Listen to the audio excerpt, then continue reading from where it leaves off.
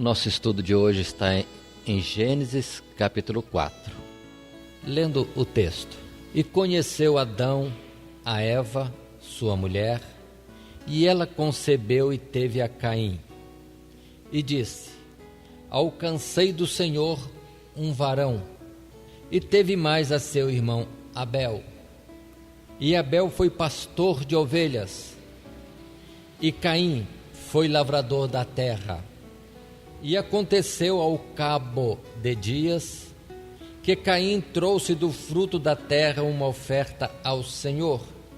E Abel também trouxe dos primogênitos das suas ovelhas e da sua gordura. E atentou o Senhor para Abel e para a sua oferta. Mas para Caim e para a sua oferta não atentou. E irou-se Caim fortemente, e descaiu-lhe o seu semblante. E o Senhor disse a Caim: por que tiraste? E por que descaiu o teu semblante? Se bem fizeres, não haverá aceitação para ti. E se não fizeres bem, o pecado jaz à porta, e para ti será o seu desejo, e sobre ele dominarás. E falou Caim com o seu irmão Abel, e sucedeu que, estando eles no campo, se levantou Caim contra o seu irmão Abel e o matou. E disse o Senhor a Caim: onde está Abel, teu irmão? E ele disse: não sei. Sou eu guardador do meu irmão? E disse Deus: que fizeste? A voz do sangue do teu irmão clama a mim desde a terra. E agora maldito és tu desde a terra, que abriu a sua boca para receber da tua mão o sangue do teu irmão. Quando lavrares a terra, não te dará mais a sua força. Fugitivo e errante serás na terra. Então disse Caim ao Senhor: é maior a minha maldade que a que possa ser perdoada.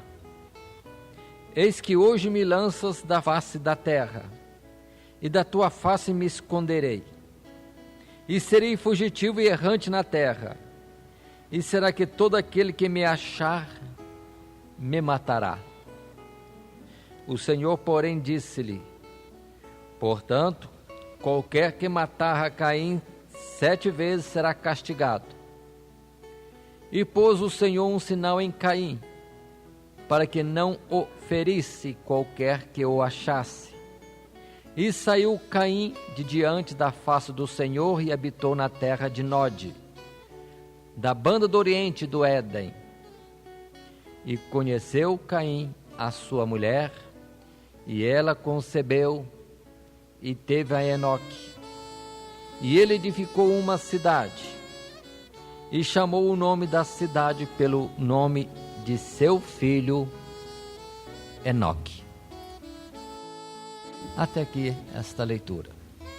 E vamos, irmãos, começar a comentar e absorver desse texto, desta narrativa, desta história, os ensinos para nós. Observem que aqui começa a geração dos filhos de Adão. Não consta na Bíblia que Adão tivesse tido relacionamento com sua esposa Eva antes de ser expulso do paraíso. Pelo texto, isso sucede depois.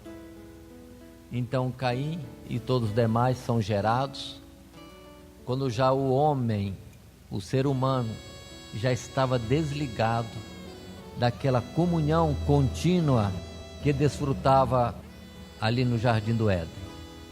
Perdeu a comunhão com Deus. O primeiro filho do casal, Caim. Lembre-se que na Bíblia, de um modo geral, os nomes são dados correspondendo a alguma coisa. E o nome Caim está significando a observação de Eva, que ela tinha alcançado de Deus um filho, um varão. Eu acho até interessante, porque nas coisas de Deus não é por acaso, que o primeiro filho gerado por Eva foi um menino e não uma menina. Aí está aquele ensinamento que nós ouvimos ou absorvemos em 1 Coríntios capítulo 11, quando diz que o homem não foi feito por causa da mulher, mas a mulher foi feita por causa do homem, falando da sujeição que se espera da mulher. Mas depois mostra-se a equidade e a justiça de Deus, a compensação, quando diz que, entretanto, o varão não é sem a mulher, porque todo varão nasce de uma mulher. Até nisso, o gerar um homem Caim já é uma providência de Deus, já mostrar e equilibrar as coisas também na face da terra. Mas continuemos. Caim é o primeiro filho do casal. O verso 2 diz: e teve mais a seu irmão Abel. E Abel foi pastor de ovelhas, e Caim foi lavrador da terra. O nosso assunto vai se deter em Caim, ainda que outros personagens estejam ao redor. Caim. Duas profissões, duas ocupações na face da terra que já estão mostradas. Caim foi cuidar do campo, ser lavrador, e Abel cuidar de ovelhas, pastor de ovelhas. No verso 3, diz assim: e aconteceu ao cabo de dias. Só esse texto inicial. Não se frisa nas Sagradas Escrituras quanto tempo está passando, mas diz aqui ao cabo de dias, então o tempo passou. Que idade teria Caim aqui, neste verso? Que idade teria Abel? Quantos filhos já teriam Adão e Eva? A palavra não diz. E observe que as Sagradas Escrituras não se detém a contar tudo. Não, conta o principal, aquilo que Deus considera necessário transmitir a nós. Então, com o passar dos anos, naturalmente, Adão e Eva tiveram outros filhos, conforme lá no capítulo 5 vai dizer, que Adão viveu 800 anos, e isso depois de gerar Sete, que seria um terceiro filho citado, homem. E gerou filhos e filhas. Quantos? Nomes. A Bíblia não se detém a falar. Mas estou frisando no verso 3, esse ponto. Ao dizer, e aconteceu ao cabo de dias. Você passou-se o tempo. Passado o tempo, o que aconteceu? Caim trouxe do fruto da terra uma oferta ao Senhor. Abel também trouxe oferta. Por que trouxe Caim uma oferta a Deus? Por quê? Observem que ficou notório para Caim e para Abel, naturalmente para Adão e Eva, que eles estavam expulsos daquela comunhão com Deus, da árvore da vida, do jardim do Éden. Eles estavam longe de Deus por causa da transgressão. Isso foi de conhecimento, percepção também de Caim. E no fato dele procurar levar a Deus uma oferta, era justamente o quê? A busca de uma reconciliação. Para nós hoje seria a busca do perdão do pecado. De que forma? Numa oferta, num agrado a Deus. E trouxe do fruto do campo. Lavrador, o que ele cuidava, o que ele plantou, o que ele veio a colher, disso trouxe ao Senhor. E observe que Deus não atentou nem para Caim, nem para a sua oferta. Enquanto que para a oferta de Abel e para o próprio Abel, Deus atentou. Voltando um pouquinho, observem aquilo que está escrito em Romanos capítulo 3, que todos estão encerrados debaixo do pecado. Todos pecaram e destituídos estão da glória de Deus. Esse fato era conhecido naquele tempo de Caim e Abel. E foram buscar a reconciliação. Deus atentou para um, não atentou para outro. Já começa o mistério. Já se levanta a interrogação, por quê? Mas aqui já é ensino. Daquilo que Deus demonstra ter agrado, precisamos atentar. Deus gostou disso. Por quê? Vamos copiar isso. Deus não gostou daquilo. Por que não gostou? Vamos aprender e evitar isto. Oferta de Caim. Alguns começam a dizer e depreciar a oferta de Caim, dizendo, trouxe coisa de qualquer jeito, fruto estragado. Nada disso, irmão. Eu creio que Caim teve o cuidado de trazer ao Senhor os melhores frutos do campo. Não sei se cereais, se frutas, sei lá o que, não interessa. Mas eu creio que ele trouxe alguma coisa que chamava atenção aos olhos, que poderia ser algo que agradasse a alguém, ou no que Caim tinha prazer, mas Deus não atentou. Se a palavra não diz que o fruto era ruim, não podemos afirmar, mas trouxe frutos, mas Deus não atentou.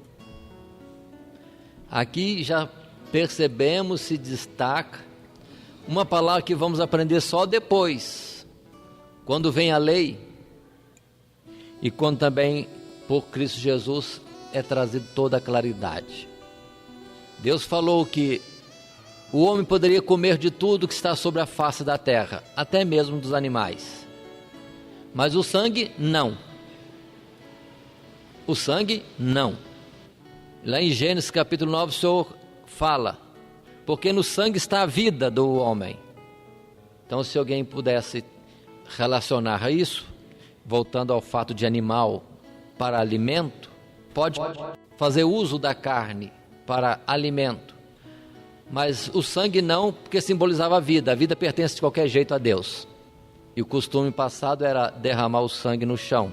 Seria como que uma expressão dizendo, Senhor, eu te agradeço que o Senhor está fornecendo a mim algo para o meu alimento, para o meu sustento, mas entretanto a vida pertence a ti, devolvo a ti.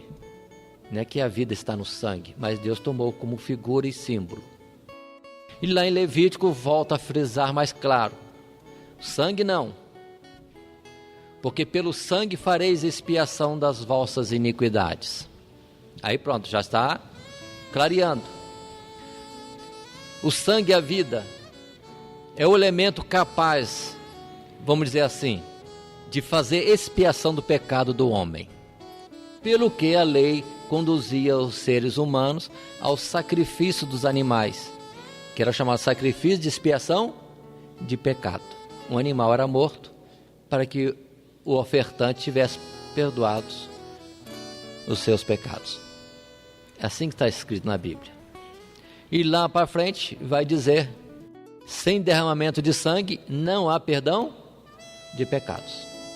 E nós sabemos que tudo isso está conduzindo ao ensinamento de que, tendo Ezequiel, da parte de Deus, trazido a mensagem, a alma que pecar, esta morrerá, e a lei que dizia também que somente um parente próximo poderia substituir ou resgatar o seu companheiro, o seu parente.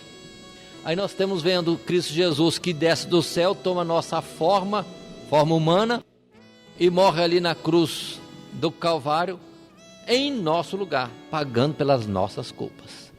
Tudo isso falava do sacrifício de Cristo Jesus, vida dele, dada para perdão dos nossos pecados. Por isso que João Batista chamou a Jesus o Cordeiro de Deus, que tira o pecado do mundo.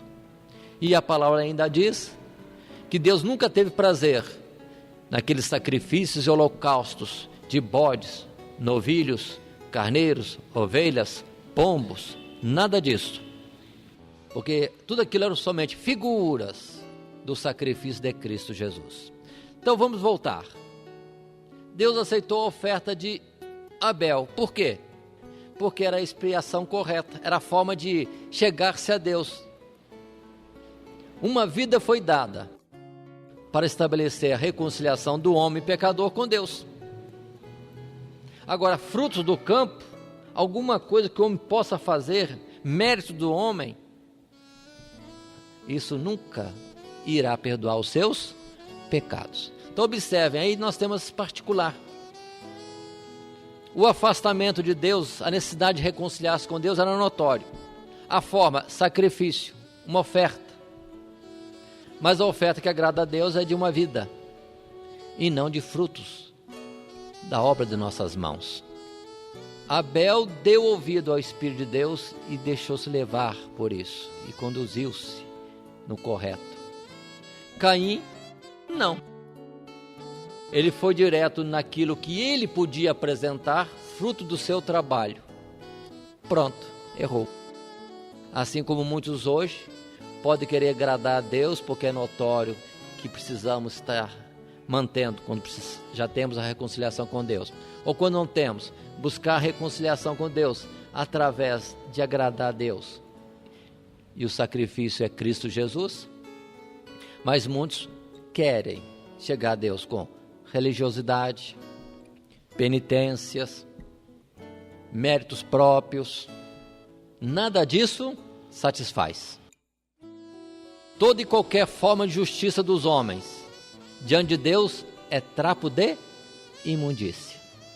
Então o Senhor está mostrando que para reconciliarmos com Ele não é uma oferta nossa, é vida, pela nossa vida. Esse é o grande ensinamento dessa parte do sacrifício apresentado por Caim. Então, irmãos, diante de Deus somos recebidos, temos comunhão com Ele. Não é por coisa alguma que saia de nós mesmos. O mérito está totalmente em Cristo Jesus. Qualquer indíciozinho de que nós estamos apresentando alguma coisa nossa para nos fazer aceitáveis diante de Deus, pode saber, já está rejeitado. Tanto aquilo que queremos apresentar, como nós mesmos. Precisamos ter cuidado disto. Somos salvos mediante a fé. E isso é dom de Deus. Não vem de nós, para que ninguém se glorie. Esse é o grande ensinamento do sacrifício de Caim. Ninguém queira chegar-se a Deus por si mesmo. O caminho é Cristo Jesus. Não tem outro. Não tem outro. E este é o ensinamento básico das Escrituras no Novo Testamento, bem expresso em muitas outras palavras. Mas continuemos no nosso personagem de hoje, Caim. Observem, Caim foi rejeitado, sua oferta rejeitada. Qual foi a reação de Caim? Chorou? Foi humilhar-se? Foi perguntar a Deus, Senhor, o que está errado? Não. Num ato claramente de inveja, ele aborreceu seu irmão. Ciúme, inveja. Irou-se contra o seu irmão. Mas o que o Abel tinha com o fato da oferta dele ser rejeitada? Só pelo fato da dele ter sido aceita? Ele se ira contra o seu irmão. Misericórdia. Por nada. Mas aí observe a tendência humana. A tendência humana. Se observarmos o mesmo fato em Jesus, Jesus estava sendo condenado, desprezado, também estava sendo vituperado de muitas formas. E ele perguntou, que mal eu fiz? Dá testemunho do mal. Não tinha nada. Nada. Pilatos percebeu que acusava Jesus tão somente por inveja. Quando também Estevão esteve diante daquele conselho que o estava julgando, viram seu rosto como de um anjo, em vez de temerem a Deus e dar absolvição logo para o Estevão, não, diz que rangiam os dentes, irados, coisa horrível. O que fez Estevão de incorreto.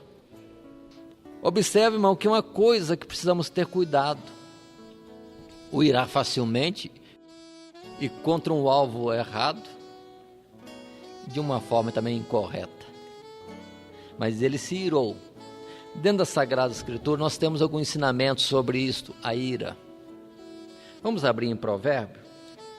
Não vamos estar lendo todas as passagens, mas temos passagem que diz: não aborrecerás a teu irmão no teu coração. Em Provérbios capítulo 14, o verso 16 diz: o sábio teme e desvia-se do mal, mas o tolo encoleriza-se, ou entra em ira e dá-se por seguro. 17. O que presto se ira fará doidices.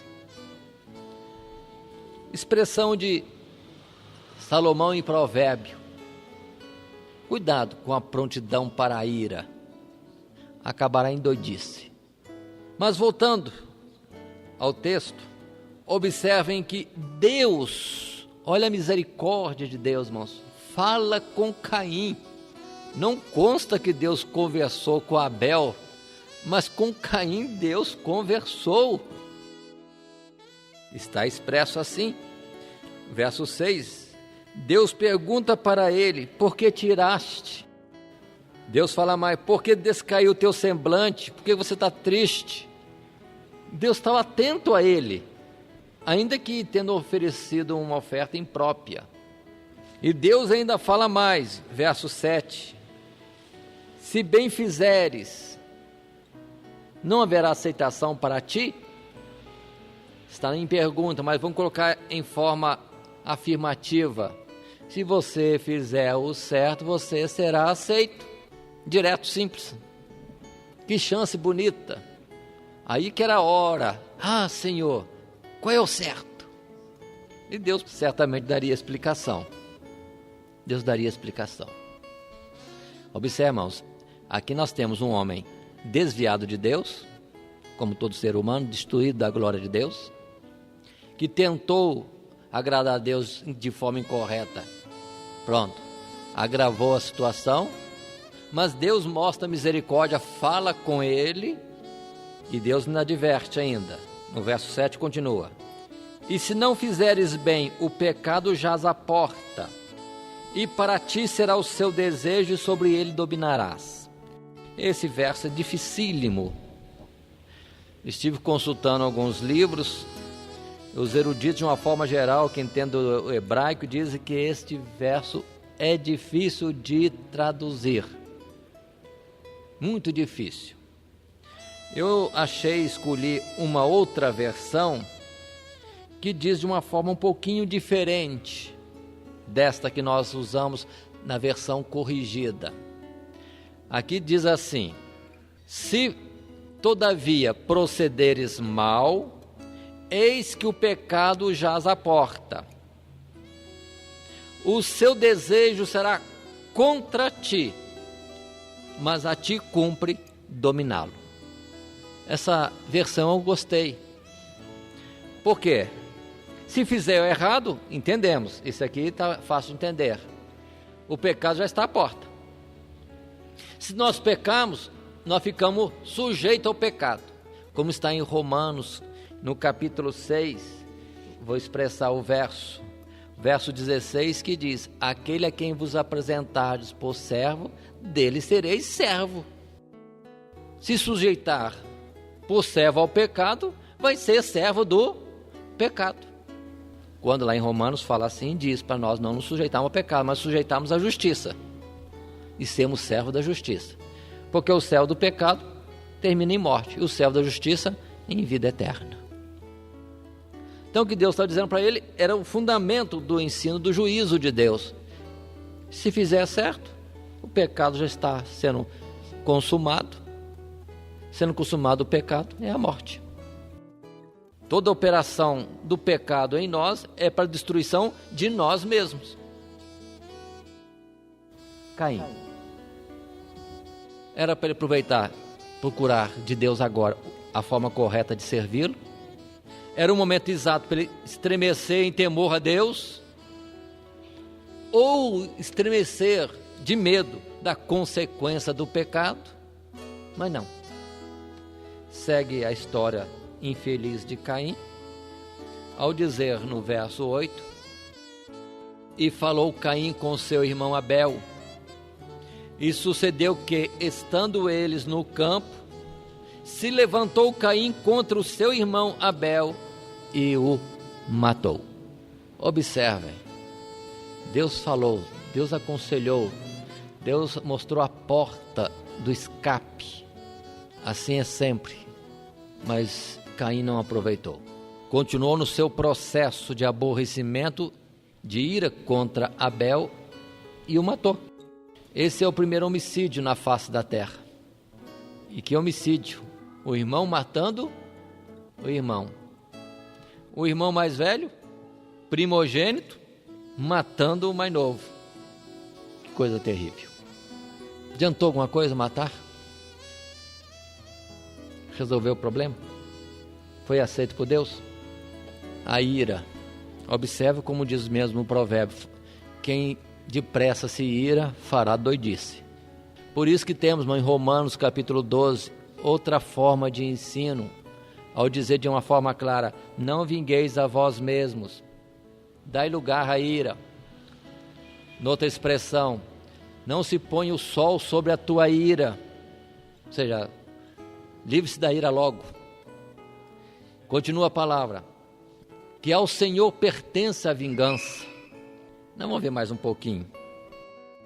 Mas por que isto? Não irá. Em Tiago capítulo 1 está escrito, ensino para nós, que a ira do homem nunca opera a justiça de Deus. Nunca. Por mais razão que você tenha, o requerer a sua razão, o seu direito, numa forma de devolução do mal recebido, sempre será um ato de injustiça. A tendência nossa é esta mesmo. Eu costumo dizer assim: se alguém lhe dá um tapa no rosto, com uma intensidade que lhe trouxe um dano tal e uma dor tal, você vai devolver, nunca será do mesmo tamanho. Se alguém quer fazer a justiça de Deus, então é olho por olho, dente por dente. Se alguém quer devolver o tapa, teria que ser na mesma posição, na mesma dor, com a mesma intensidade, trazendo os mesmos males que recebeu. Quando é que o homem consegue isso? Nunca. Nós vemos normalmente na vida diária isto, até mesmo entre nações. Uma nação se sente ofendida pela outra em alguma coisa, vai lá e causa um dano bem maior. Aí esta outra nação que sofreu essa represália vem e vinga-se bem maior. Aí fica esse ciclo que não tem término. A ira do homem não opera, não realiza a justiça de Deus. Continuemos. O verso 9, Deus continua a falar com Caim.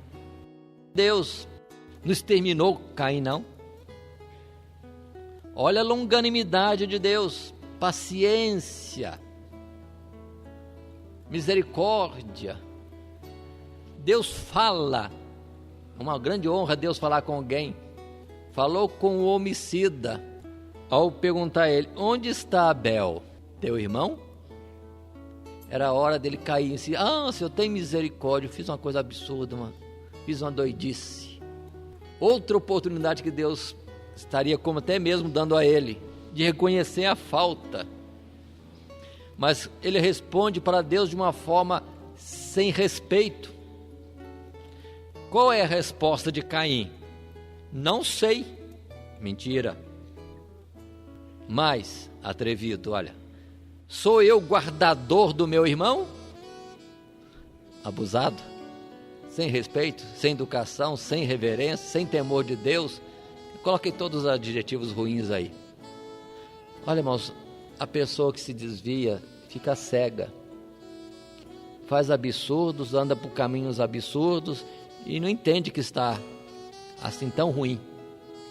Este é um grande mal, quando a pessoa não reconhece o seu estado de pecaminoso. Isso é grave. É ser cego, é estar com o coração endurecido, é estar insensível, enfim, está morto para Deus, para as coisas de Deus, para a justiça, para a realidade, a razão, a verdade. Mas vamos lá. Deus diz a ele então no verso 10: que fizeste? A voz do sangue do teu irmão clama a mim desde a terra. Cuidado, irmãos, são expressões figuradas. O sangue de teu irmão clama a mim. Por acaso o sangue pode clamar? Não clama. Não clama. Mas é o próprio Deus que ressente de uma vida que ele criou e que se perdeu. Deus é que sente. Em outras palavras, poderia se dizer assim: a perda desta vida está me doendo, essa injustiça me incomoda. Se o Abel pudesse expressar alguma coisa, estaria clamando a Deus por socorro, mas está na morte. Na morte não se fala.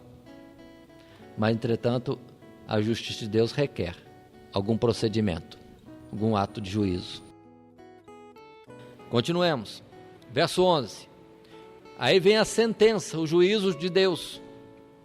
E agora maldito és tu desde a terra, que abriu a sua boca para receber da tua mão o sangue do teu irmão.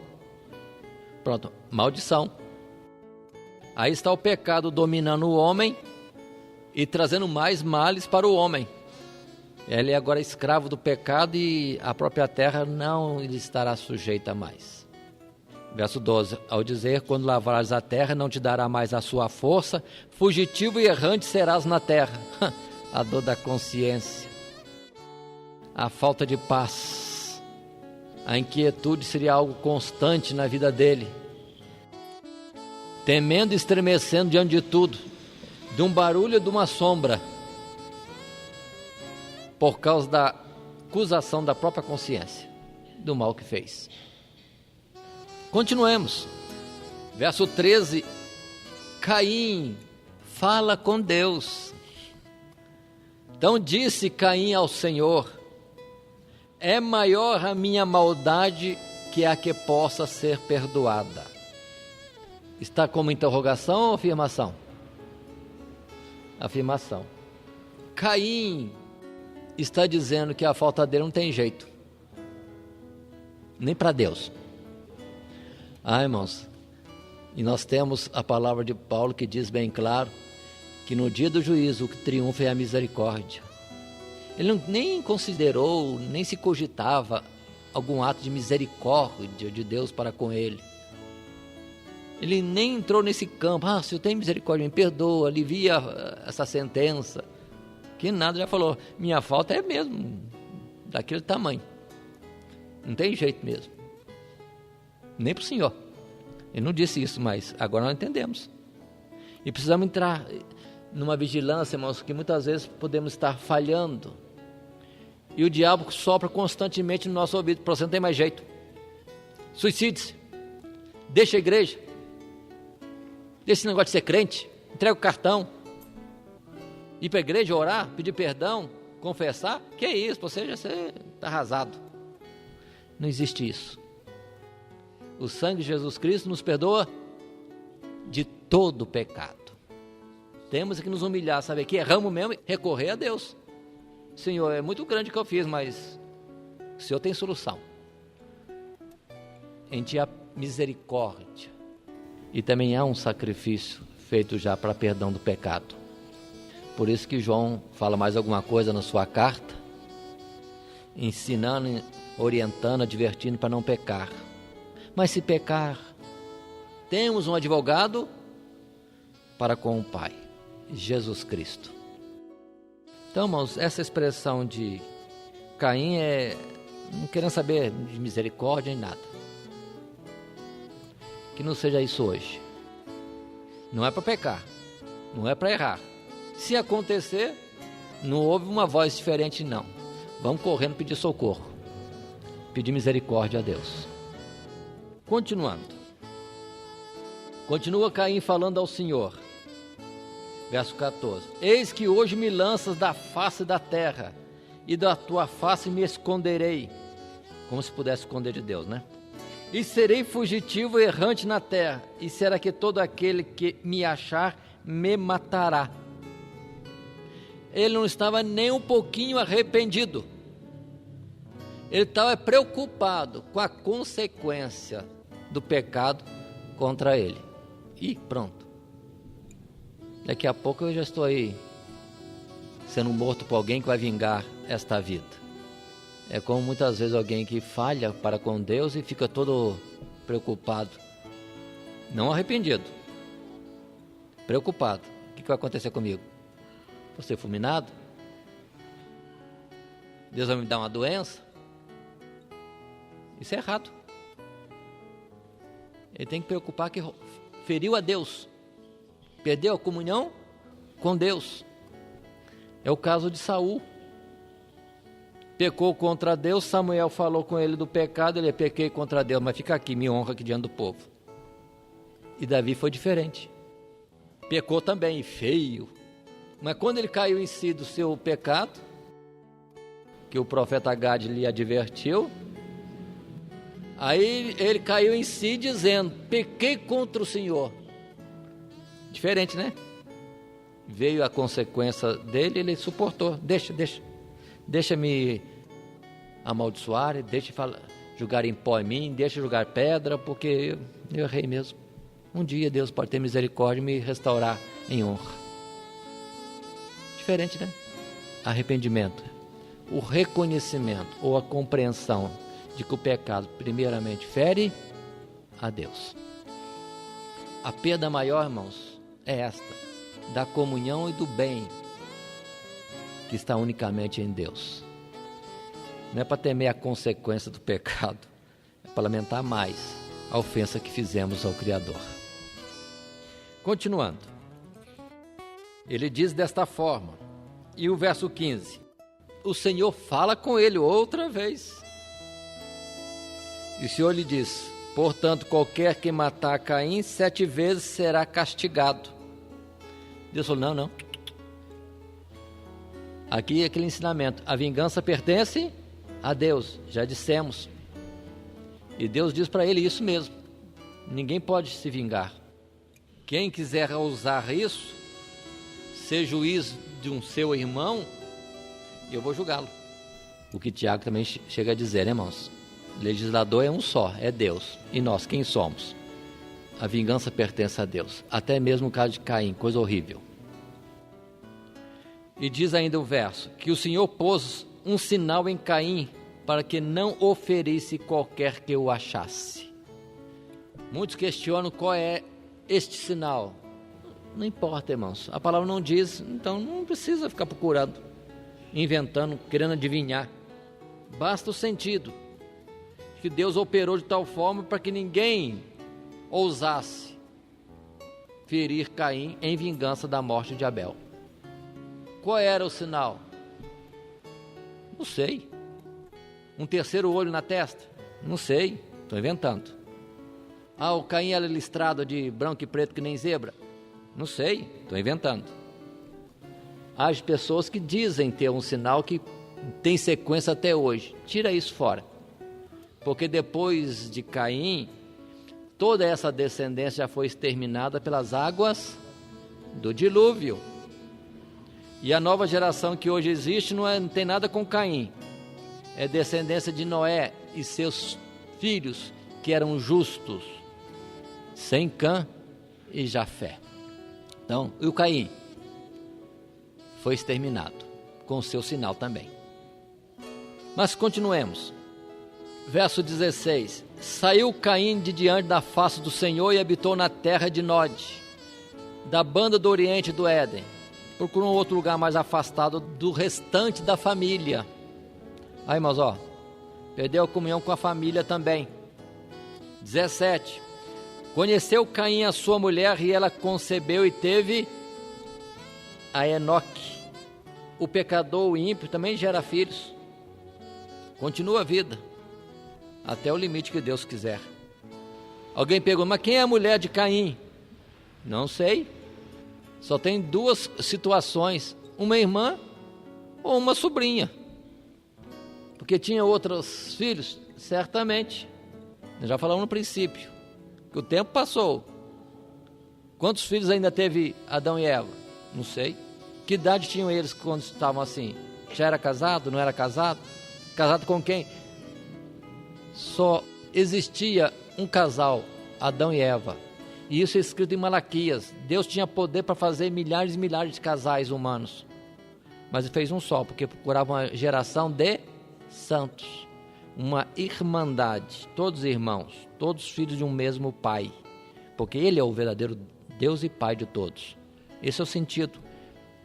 Mas quando ele fez os peixes, os répteis, os insetos, as bactérias, os vírus, etc., ele fez isso com grande abundância, enchendo a terra, os mares e o ar.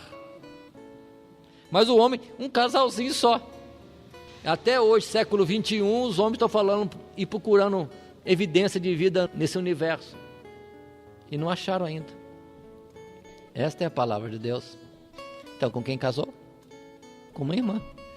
Tinha outra para escolher? Não tinha. Mas irmã, para nós hoje é um assunto meio difícil. Mas hoje existe uma variedade enorme de seres viventes e entre eles escolhem companheiro e companheira. Mas melhor deixar Deus escolher, né? Deus escolhe melhor. Mas naquele tempo não existia essa situação. Isso era normal. Mas não é dificuldade. E segue os fatos. Nós não lemos esse texto a seguir, mas o texto a seguir apresenta a descendência de Caim. Aqui já existe uma ruptura na família de Adão. Existe um grupo que se coloca à margem, descendentes de Caim. A Bíblia dá a sua descendência, mas lá no capítulo 5 nós vamos achar uma outra relação de uma descendência de Adão. Mas Caim não é de Adão? Era. Até nisso ele foi colocado à parte. Vem, nasce o outro menino. E Eva diz: Deus me deu este no lugar de Abel. E este passa a ser o primogênito, o patriarca, na continuidade do crescimento e desenvolvimento das famílias. E é 7. E passam a buscar a Deus. E esses são aqueles constituídos o povo que buscava a Deus na face da terra. E o Caim, lendo aqui, eles vão indo, prosperando, multiplicando, construindo cidade, tendo gado, estão até com instrumento de música. Eles também trabalham com ferro, com cobre. Que desenvolvimento! Só que as coisas no meio dele estão um pouco críticas. Porque a violência está crescendo. Se o Caim matou um, aparece um da descendência dele que mata 2. Por quê? Por nada qualquer. Isso está no verso 23. E disse Lameque às suas mulheres, e já era bígamo: Ada e Zilá, ouvi a minha voz, vós mulheres de Lameque, escutai o meu dito. E era até poeta, né? Porque eu matei um varão por me ferir e um jovem por me pisar. Mas nada disso engrandece o homem, antes o diminui terrivelmente. Aparência de bonitinho, mas que horror! Totalmente fora dos preceitos de Deus. E os 2 serão uma só carne. Aqui já não vale essa lei mais, aqui já são 3. Caim matou 1, Lameque matou 2. Caim casou com a mulher, ele casa com 2. E se engrandece. Olha aqui, gente, eu fiz isto. Verso 24, temos o engrandecimento dele no mal, ao dizer: porque 7 vezes Caim será vingado, mas Lameque, quem quiser vingar-se de Lameque, será vingado por Deus 70 vezes 7. E toma Deus como acobertador do pecado? Perdeu noção totalmente. Totalmente. Por isso que diz também nos mandamentos, que Deus use de misericórdia na descendência, e isso aos milhares daqueles que o amam. Irmão, irmã, seja fiel ao Senhor. Essa é a maior bênção que você já está conseguindo para os seus filhos. Por atenção a um irmão ou irmã fiel, Deus abençoa a descendência. Mas se é ao contrário, ainda que Deus é misericordioso, não estende a milhares, mas entretanto o negócio vai até a primeira, segunda e terceira geração. E aqui temos geração de Caim, indo de mal a mal, e a consequência disto é ter um grupo totalmente à parte do temor de Deus, e no capítulo 6 é a causa, é o pivô, para depois vir o dilúvio na face da terra. Observem essas coisas que nós estamos considerando em Caim. Dos vários ensinamentos que nós temos considerado, observemos que ele optou para andar contrário à vontade e ao conselho de Deus. Ele se enquadra bem na palavra que Jesus disse em João capítulo 8, verso 44. Caim tem por pai o diabo, porque foi homicida desde o princípio e nunca se firmou na verdade. Mentiroso, homicida. Em João 3, João diz lá: temos cuidado de não sermos como Caim, que era do maligno, e matou a seu irmão. E por que o matou? Porque as suas obras eram más e as de seu irmão justas. Judas, que vem advertindo em diversos aspectos, chega a dizer também: cuidado com o caminho escolhido por Caim. Cuidado, cuidado. Esta palavra está em Judas, no verso 11. Cuidado com esse caminho de Caim. Ainda continua João dizendo: todo o que odeia a seu irmão é homicida, e nenhum homicida tem nele a vida eterna. Mas peraí, eu não gosto daquele irmão, eu detesto ele e já sou homicida? É isto mesmo. É a palavra que está no Sermão da Montanha, Mateus capítulo 5, verso 21. Quem está irado, quem odeia o seu irmão, já é homicida. Tal qual aquela expressão que nós entendemos: se alguém olhar para uma mulher cobiçando-a, já adulterou com ela. Mas se alguém olha com raiva, com ódio, com ira para um irmão, já matou. Observe que o Evangelho, na sua claridade, é muito mais sério e apertado. O Evangelho não veio diminuir, afrouxar as coisas, não, passar um açuquinha, não. Veio trazer o rigor da exatidão, da pureza, da justiça, do que é correto aos olhos de Deus. E continua a palavra ainda, em vários aspectos, mas nesse personagem que estamos tomando hoje, que tem uma vida toda ela num exemplo negativo.